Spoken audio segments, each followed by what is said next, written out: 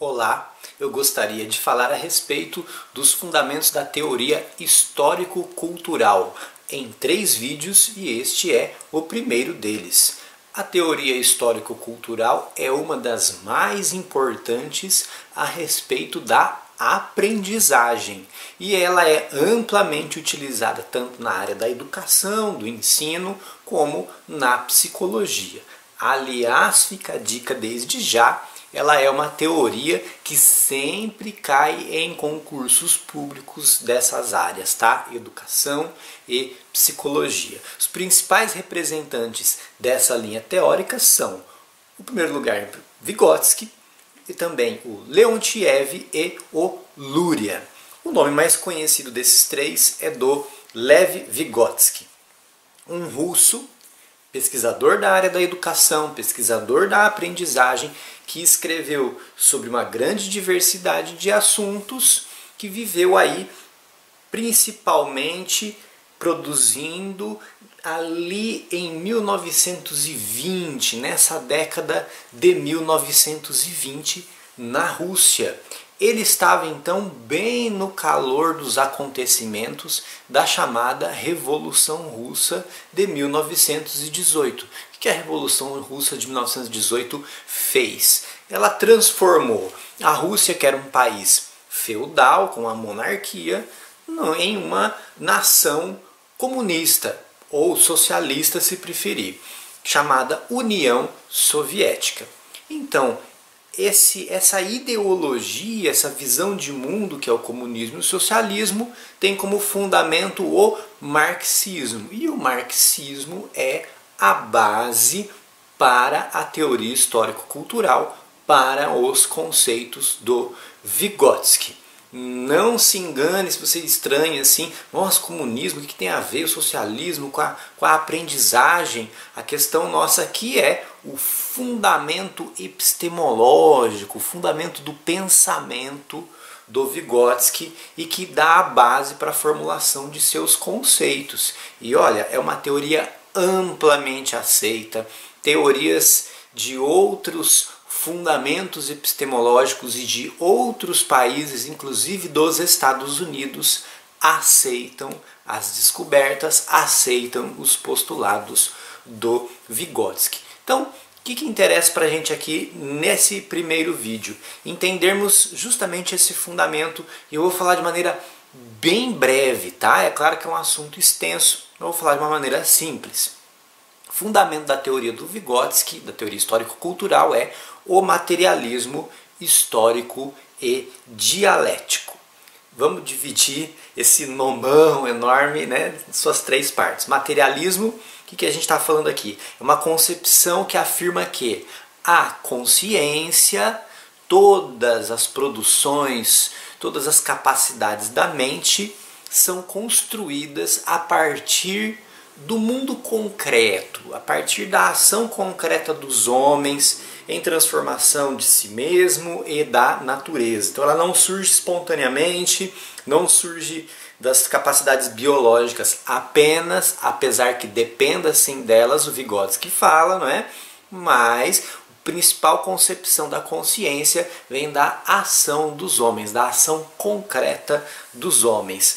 Também é uma concepção histórica, que vai dizer então que essas ações dos homens produzem consequências, consequências que vão se acumulando e vão transformando o próprio homem e a sua relação com o mundo.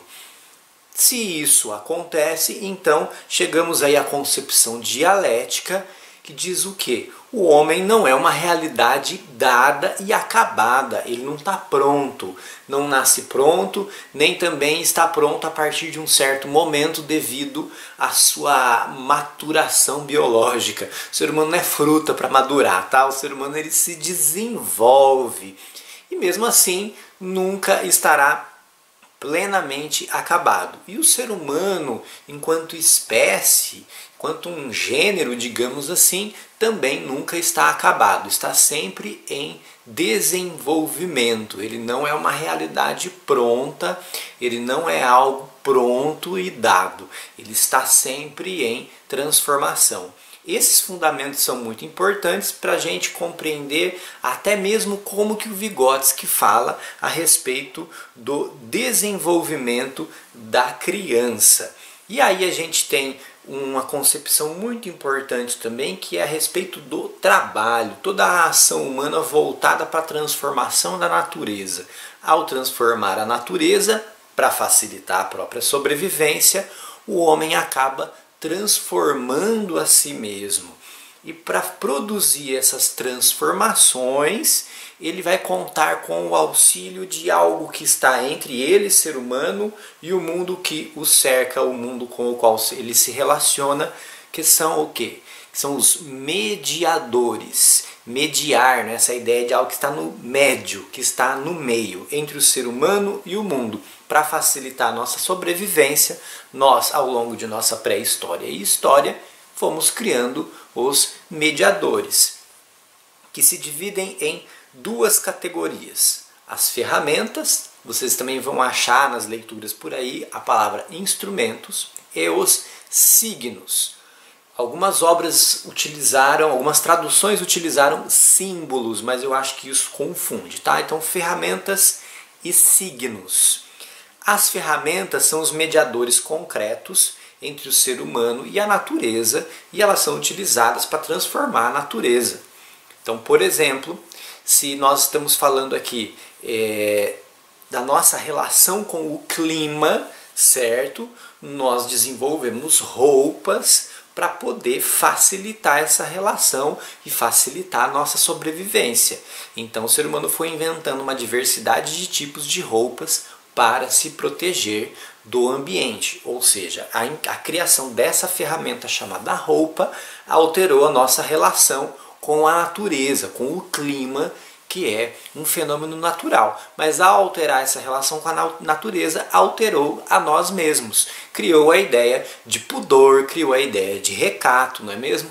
De nós nos protegermos, não simplesmente do clima, mas também nos protegermos aí do olhar das outras pessoas, nos protegermos moralmente, cobrirmos o nosso corpo, não é mesmo?